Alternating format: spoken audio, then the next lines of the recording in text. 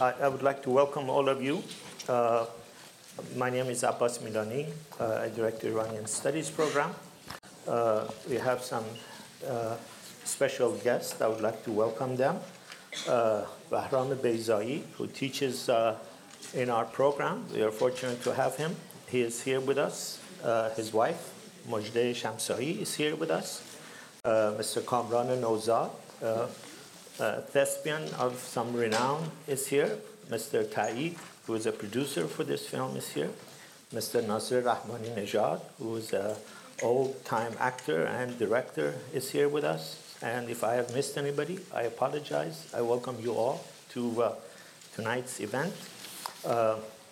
This is the event before the last. I should also mention that in our audience, we have Professor Brookshaw, who teaches in the Comp Lit program here and has written a great book on the history of the Baha'is in Iran that I suggest all of you who are interested to get a kind of a composite picture from the literature to the laws. You should look that book up. There is a translation of his book available in Persian as well. Dr. Rahman has translated the book. I think the subject of tonight's film could be called not the Iranian Taboo, but the Iranian shame. I don't think there is any subject in 20th century history of Iran that has caused as much shame, and shame in the mistreatment of the Baha'is, and shame in the complicit silence of the intellectuals who claim to be advocates of democracy. Some of them went so far as to not only keep silent, but condone the violence and the injustice against them. People from Ahmad to some of the leftists who basically repeated the vile accusations and the base attacks on this faith, and either stood silently or, as I said, joined the attacks. In a very excellent article in Professor Brookshaw's collection, written by Dr. Shahabi, which is excellent like everything else he writes. The article is called The Anatomy of Prejudice. And he talks about how he says we can understand why radical Islamists would have a problem with the Baha'i faith. This is, after all, a competition with them. This is a faith that claims to be a new faith, and they cannot simply accept this because the article of their faith is that the Islamic prophet Muhammad is the last of the prophetic line, Khatam al-Anbiya. And for someone else to claim prophetic revelation is not acceptable to them. But he says what is truly remarkable is how much the secular Iranian Democrats and leftists have joined in this attack. And one of the quotes that he gave, and I was, to be honest, shocked from reading it, I'll just share with you, and you can see the depth of this unfortunate belief and unfortunate, unfair, unjust attack. It says, if the Baha'i religion had not acquired a political collaboration, and if the hands of the foreigners had not watered its roots, they would certainly have been buried in the nooks and crannies of the vast land, like the thousands of other sects that spring up every now and then in this or other corner of Iran. This is written by Adamiyat. It is not written by some unknown historian. So the film discusses the taboo on the treatment of the Baha'is in Iran. After the film, we will have a discussion. Please feel free to have any questions that you want. I have been fortunate to see the film. I have a couple of questions myself that we'll begin the conversations with. I think this important question, the taboo of the treatment of Baha'is in Iran and the complicit silence of Baha'is in Iran, was fortunate to have a good director to treat it, Allame Zade. For any of you who have been interested in Iranian theater, Iranian cinema, Iranian diaspora arts, is a well-known name, is known to dare to tackle very controversial issues when virtually no artist dare tackle the question of murder of Iranian opposition in Europe. He made a film about it.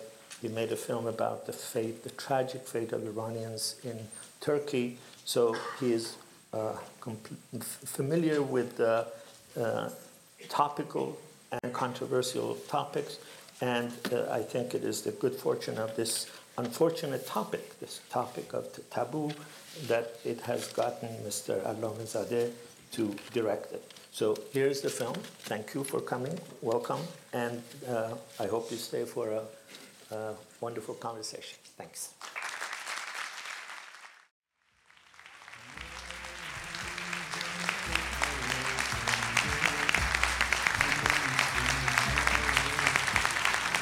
First of all, I would like to, I think I hope I can speak for everybody in the room, and thank you for wonderful, marvelous, sad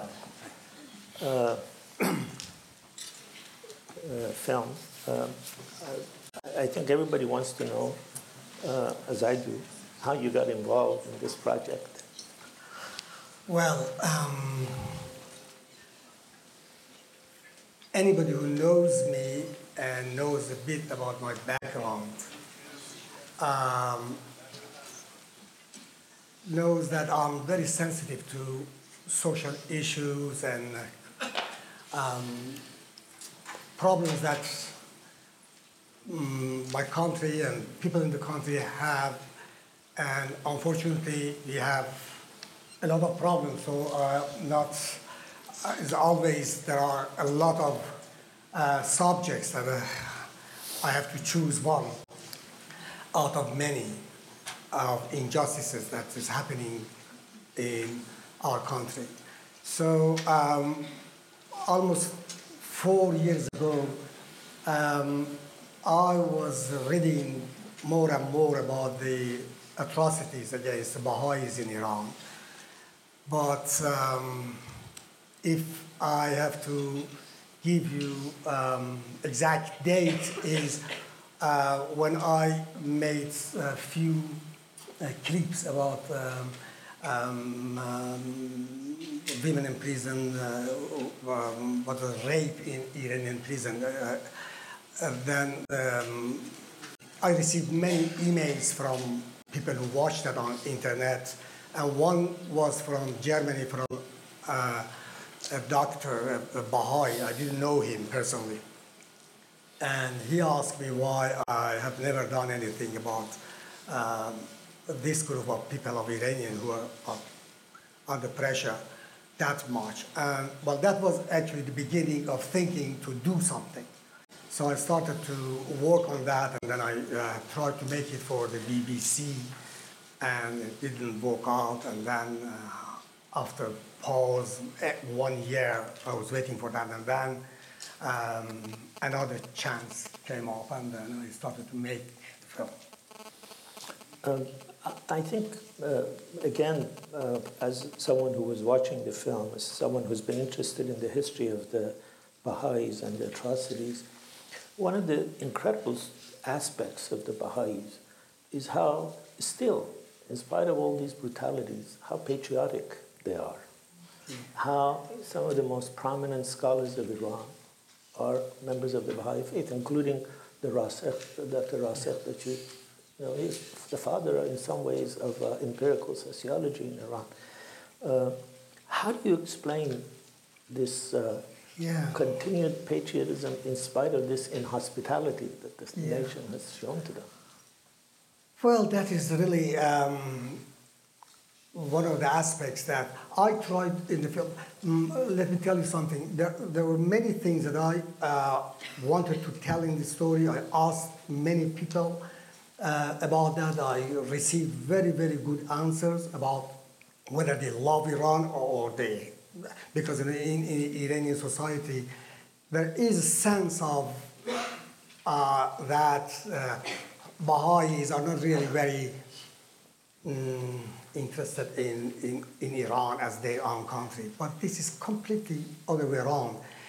And then when I managed to get this kind of shots from the people, the lady after all those trips all the way from Tehran to Turkey, the last sentence that I put there, she says, if I could, I would take the same train back to Iran. I think this says how she loves Iran.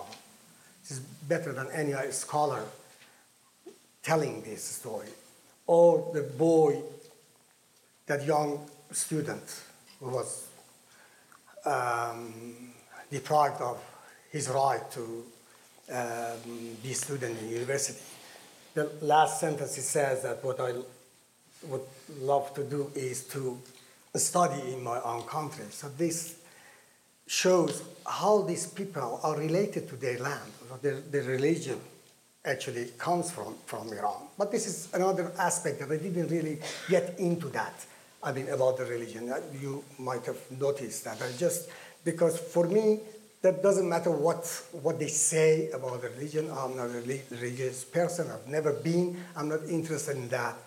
Any people has the same right, whether is a religious one or not, or this one or that one, that doesn't matter at all. So as a human being, everyone has the right of certain things that are certainly familiar for you.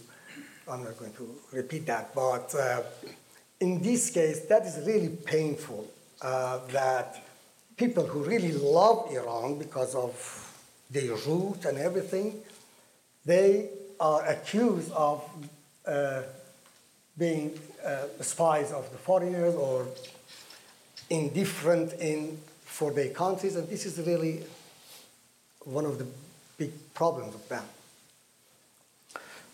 You know, there is one point in the historical point in the film that I would like to take issue with, if you don't mind.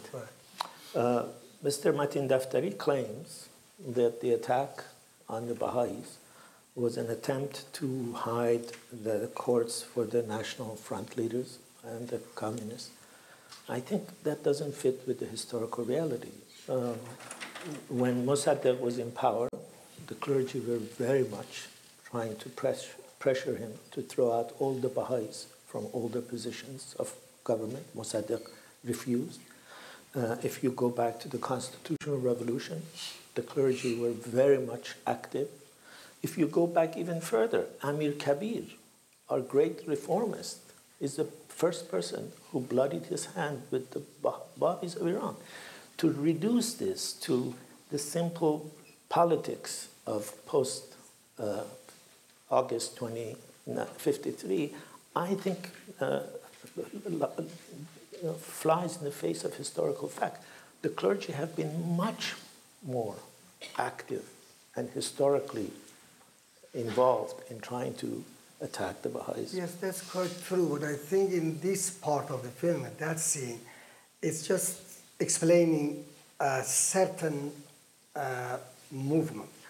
You know that because, and the reason that I used that in the film was to explain the situation of Baha'is under the Shah, because this is the question, a big question for Iranian non-Baha'is.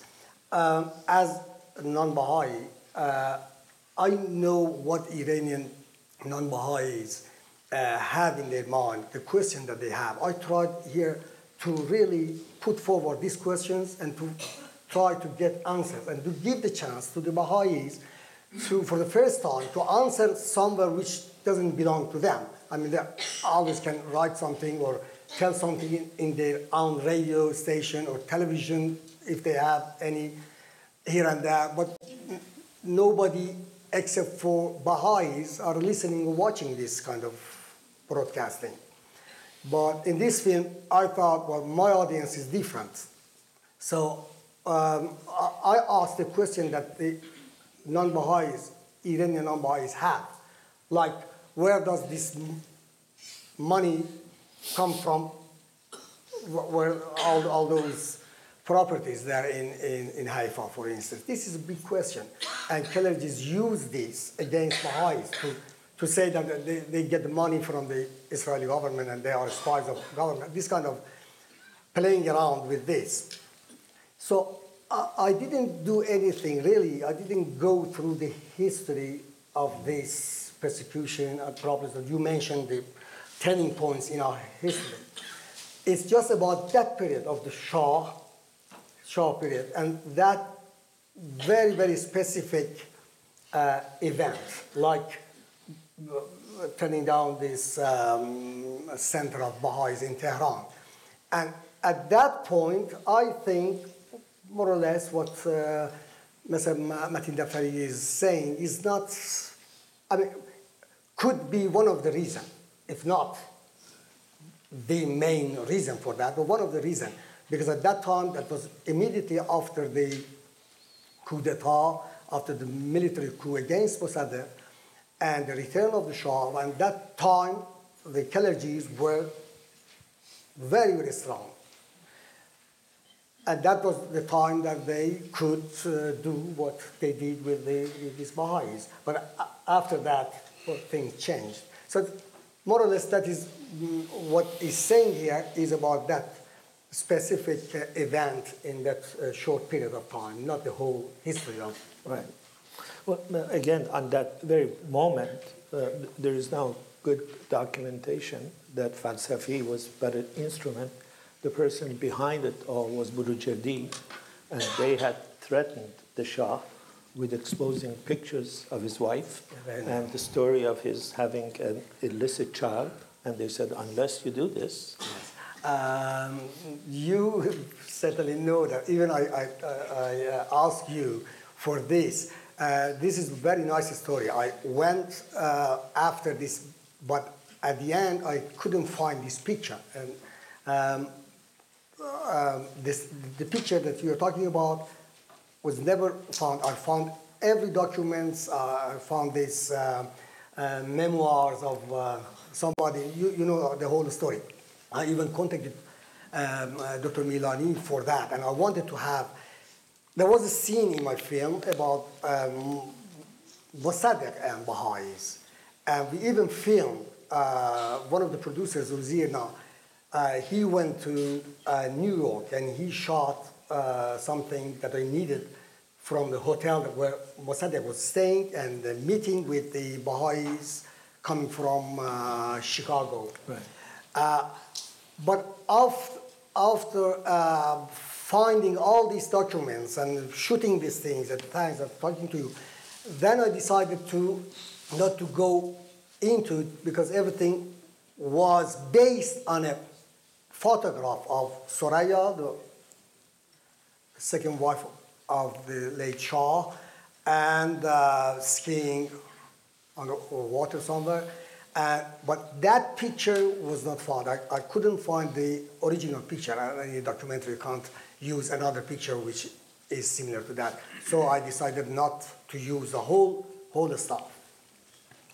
Well, I think we can start having the audience ask their questions, if you don't mind. Oh, please. So if you have questions, please, there are 2 mics. And I would rather, if any fellow Iranians are having any question, please ask it in Persian so that I can answer you in my beautiful language, Farsi. And then Dr. Milani will do that. So I'm more comfortable because I can explain that in a better way. Yes, I have always heard about the Baha'is, but I never knew anything about them. What is it that's so offensive about their belief system that the Muslim, in Iran, the problems happened? They have, what are a few of their basic tenets? Well, you should ask the clergies to say why they find them offensive. As I said, I didn't want to get into the religious aspect of the problem, because this is something that I'm not really interested in that. Because whatever the religion is, people who believe in something, they have the right to believe whatever they want. And no religion gives you any advantage, shouldn't give you any advantage or disadvantage. So because of that, I didn't get into it. I have my own idea about that, but this is not the subject that I would like to get into. Okay, thank you. Dear Mr. Allame Zade, at the end of the movie, you indicate that the Baha'i Institution of Higher Education, BIHE, has been officially closed. I do have many relatives that are students of that institution, and despite maybe a very short interruption, the institution is continuing its work, and they are still, despite the fact that many of the professors have been arrested and they are in jail still, but the work of the institution is continuing as of today. Yes, this is good news. You're quite right. I know that. And, the film was finished in July, actually, July last year. And when we were doing the online editing, the last technical work on the film, the teachers were arrested. So I ended up with this. But this is quite understandable that Baha'i don't just sit down and certainly because they don't need anything. I mean, just they use the kitchen for the laboratories, they use their living room for the classroom, and so I was sure that they would do that in different ways. Yes, I know that. Thank you for explaining. I think there might be others who might have the same question as you have. So I'm going to give you a 2-minute answer to your question. What is it that the clergy don't like about the Baha'is? Oh, yes. First of all, the Baha'is claim to have a new religion. Islam does not allow for that. Islam claims to be the last religion. It claims its prophet is the last prophet. They don't have a clergy in Baha'is faith. They have elected officials. That means they do away with the job of the clergy, which is not very good news for the clergy. They believe in the equality of men and women, and the Shiite clergy do not. And again, I think one of the most incredible things about this, and this is mentioned in Professor Brookshaw's book, is that Baha'is are a minority that have been attacked, persecuted, without ever putting a fight. It is a very peaceful religion. And they have never posed a threat to this regime. They have basically sat down and taken what has been dished out by both of these regimes. And I think that also antagonizes the zealots. There's nothing that antagonizes the zealot more than a non-zealot. این فیلم واقعا حاصل کار من نیست. من شاید به هر حال آسیری بالا زدم برای اینکه جمع کنم دوستانو. همون اندازه که من با واقعا شور و اشتیاق همه تلاشم رو کردم که در این زمینه قدمی بردارم، چون حس می‌کردم به مقدار دیر شده. بسیارانی دیگری بودن که می‌خواستن اونها هم دست تو دست یکی بدن. خب خودشون این کاری می‌خواستن بکنن ولی بیان. الان همینجا که شما می‌بینید غیر از دوستان بهائی که تو این فیلم همکاری کردن با من، اکثریت غیر بهائی هستن. از یکی از تهیه کننده‌ها که بیژن شاه مرادی که الان اینجا حضور داره، از تهیه کننده بسیار از کارهای قبلی خود بنده است. به شما عرض کنم اسفندیار منفرزاده که با همین شور و شوق که من کار کردم اومد و کار کرد اینجا. داروش اقبالی واقعا فقط با یه تلفن که بهش شد بدون کمترین چشم داشتی، نه مالی نه هر چیزی، آمد و با عشق این کار رو انجام داد. بسیار افراد پشت دوربین کلاس‌هاشون رو ببرن طولانی میشه. احمد نیک‌آذر فیلمساز بسیار خوب که رفت با آقای تایید در کایسری فیلم برداری کرد از پناهندگان بهایی و بسیاری از افراد غیر بهایی که در ایران فیلم گرفتن برای من غیر بهایی. گروه ایرانی که من از هلند فرستادم ایران، صحنه قطار تهران به کایسری رو فیلم گرفتن، غیر از اون خانم که خودش گرفته بود، اینا رفتن فیلم گرفتن. تمام اینا افراد غیر بهائی بودن که میخواستن تو این فیلم دست به دست من بدن، کمک بکنن در وقتی که میخوان و نشون بدن مهرشون رو به هموطنان بهائی که به اعتقاد من خیلی وقت بود این انتظار رو داشتن از غیر بهائیان. و این ایده که گفتم هم تموم نشده، من به نظرم تازه شروع شده.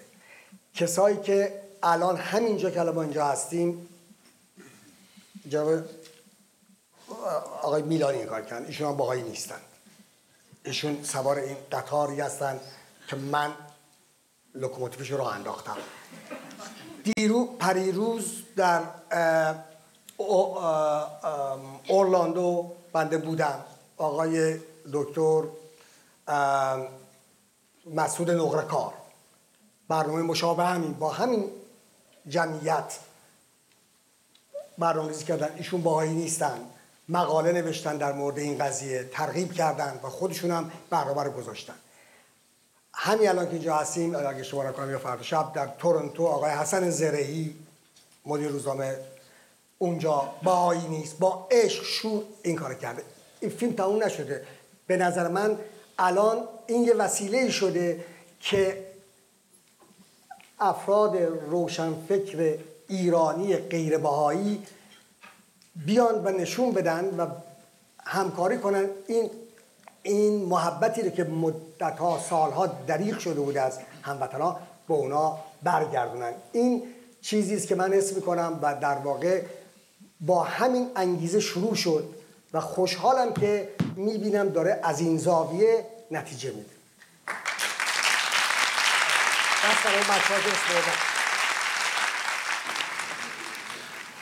خیلی ممنون آقای علامه زاده برای این فیلم. واقعا نمیدونم من چگونه تشکر کنم از شما شخصا. واقعا بسیار بسیار کار فوق‌العاده است، برای اولین بار چنین کاری شده. 2 سوال کوتاه دارم. نامه‌ای چند سال پیش، شاید 3-4 سال پیش، از طرف بسیار از استادان، نویسندگان، شاعرا بیرون آمد و در اون نامه گفته شد که حتما مطالعات که چگونه ما خجل هستیم از یک کاری که باید سالها پیش میکردیم. اینو من اینجا ندیدم. این یک که شاید تو این فیلم مثلا اگر جایی داشت یا نه و چرا نداره.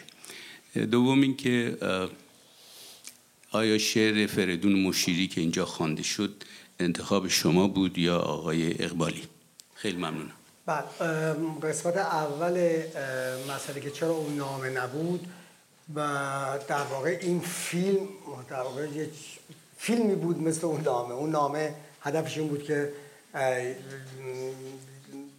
تعدادی از روشنفکرها اظهار تأسف کنن از اینکه قدمی بر نداشتن. خب ما این فیلم رو برای اون قدم در واقع برداشتیم، بنابراین ضرورت داشت حتما اون تو این فیلم بیاد. خیلی تو فیلم نیومد، مسئله خیلی وسیعه. اما دومیش که انتخابش در واقع یکی از تهیه کنندگان همین آقای بیژن شاه مرادی که اینجا هست، ایشون این شعر انتخاب کردن و پیدا کرد انتخاب کرد. اینجوری بود که ما قبلا من خود اصلش دلم میخواست که موقعی که این صحنه قطار رو من مونتاژ میکردم و منفرزاده میومد پیش من میرفت برای موزیک کارو کنه، اون پیشنهاد کرد یه آهنگ بذاره. من حقیقتش گفتم که ببینیم میتونیم از طاهر قرةالعین چیزی پیدا کنیم که مناسبت بشه. مجموعه شعر رو از تهیه کننده دیگه آقای تایید خواستم، ایشون کل کتاب رو برای من فرستادن. من و اسفند نگاه کردیم، شعری که مناسب باشه برای کار ما نبود. چند تا شعر بسیار معروفش هم دیگران خونده بودن، ولی این ایده ترانه مون تو ذهن ما. بعد یاد 1-2 تا از ترانه سراها افتادم که با اونا در میون بذارم و یک بالا پایینی شد. در جستجوی این قضیه بودیم که شاه مرادی با این شعر خیلی بلند بود، با این شعر اومد که آقا این شعر قطعاتی داره که توش به درد این کار میخوره. بعد اون قسمت‌های منتظری تو ذره ذره کوتاه‌تر شد و داروشان دید پشت اومد و خوند. I also wanted to thank you for making the film, and I agree with you that making a film as an independent person who's not a Baha'i has a very different effect in the world than the films the Baha'is have made, and it's with no small amount of personal risk to yourself that you've done that. You're part of our spy community now in some way. I've been the spy of Soviet Union and then the United States, what is that, CIA, for my previous films. So it's a privilege to be also for Israel. My question for you is, how can we help you publicize this film and make it successful and get it out, spread it, really? Are you a Baha'i or not? I am a Baha'i, okay. Yes. So my request from Baha'is, whether Iranian or non-Iranian, is please try to get as much as non-Baha'is to watch the film. Mm-hmm. Your friends, call them and buy ticket for them. I pay from the money that I get from spying. Just do that. The fact is that my intention is that, especially Iranian, non-Baha'i Iranians, to watch the film. I know that they would do that in a certain course of time, but, if it's not in 10 years, I would rather have it in 1 year, that people come and watch the film. I think the film would at least make them think twice about what they have in their mind about Baha'is. Thank you. Thank you. من توی فیلم 2 تا جریان رو به موازات هم دیدم. یک جریان این بود که چه فشارهایی به جامعه بهائی و به بهائیان وارد شده و میشه و به نوعی شاید سکوتی که به دلیل اینکه یک تابو بوده در جامعه ایرانی انجام شده از طرف جامعه‌ای که بهائی نیستن، پیروان عقاید دیگه. ولی یه جریان دیگه که من دیدم این بود که واقعا بهائی‌ها شاید دارن در نهایت آرامش تلاش میکنن برای تغییر فرهنگ ایران و از بین بردن این تابو. میخواستم بدونم که انگیزه شما برای ساختن این فیلم بیشتر کدوم یک از این جریانا بود؟ وزن انگیزه شما روی کدوم یک از این جریانا بیشتر بود؟ این که واقعا نشون بدیم مثلا مثل اون دانشگاه بهائی که در نهایت مضیقه و تنگی باز هم تلاش میکنن که تحصیل بکنن، خدمت بکنن، یا اون خانومی که با همه این فشارها بازم مقاومت میکرد، یا اون پیرزنی که در ابتدای فیلم گفت من به هر حال کجا برم، این دین منه، اگه میخواین بکشین ما رو ردیف بکنید بکشید. این نشون میداد که ما به هر حال در نهایت آرامش پایبند هستیم، نه به دلیل اینکه عقیده رو میخوایم ثابت بکنیم، به دلیل اینکه میخوایم عقیده جای خودش رو داشته باشه. انگیزه شما بیشتر برای این ساختن این فیلم کدوم اینا بود؟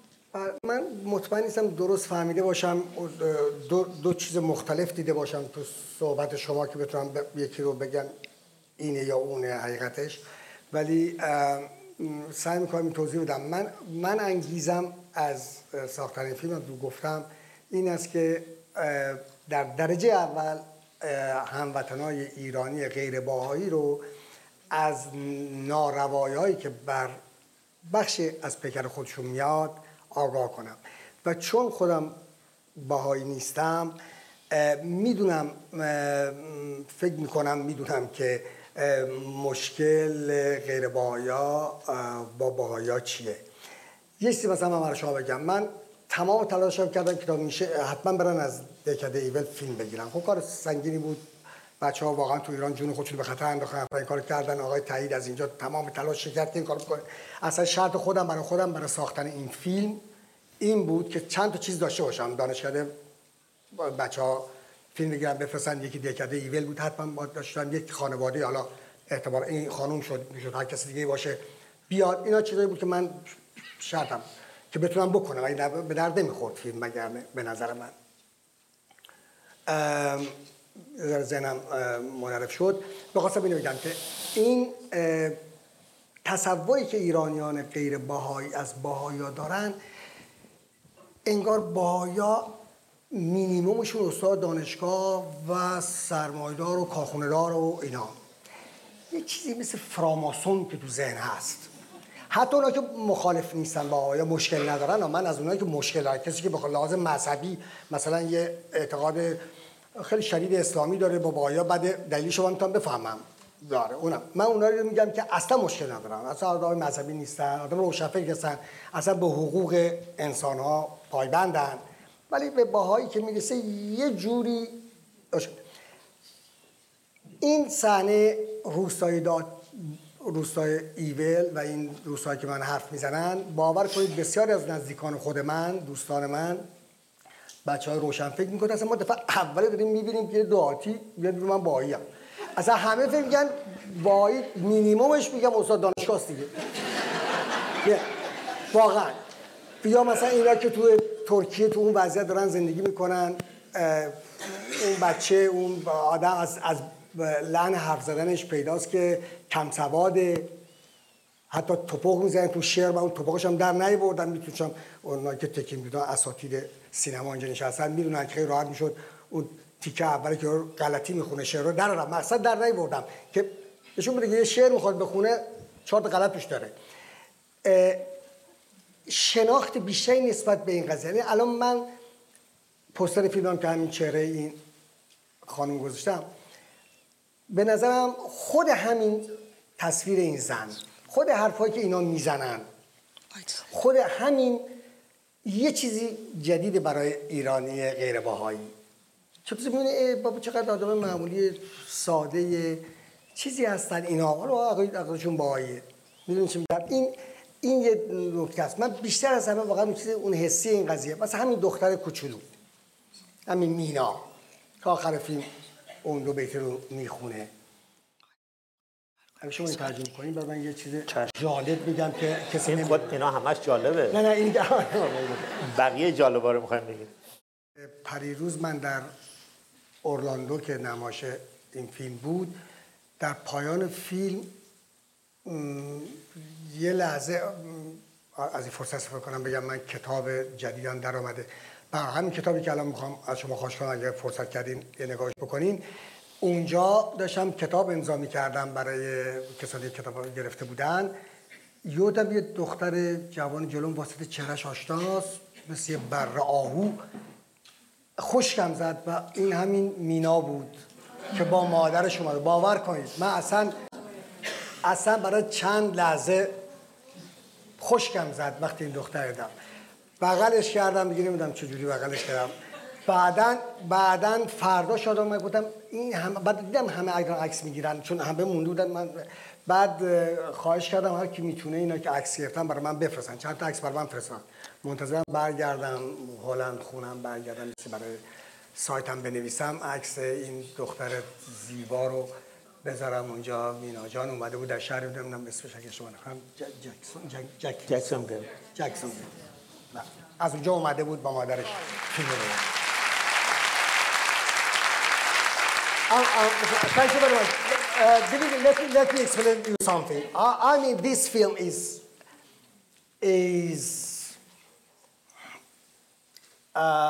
not just a film for me, to be honest. I knew that from the very beginning. I know that every step that I've taken, I've noticed that this is not a film that I'm making. It's a very, very, very strong, straightforward statement. Human rights doesn't have any limit, any justification to.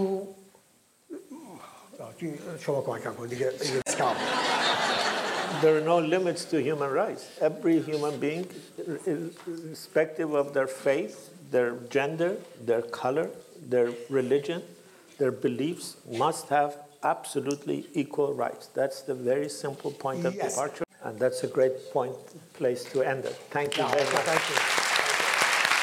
For the people that did it.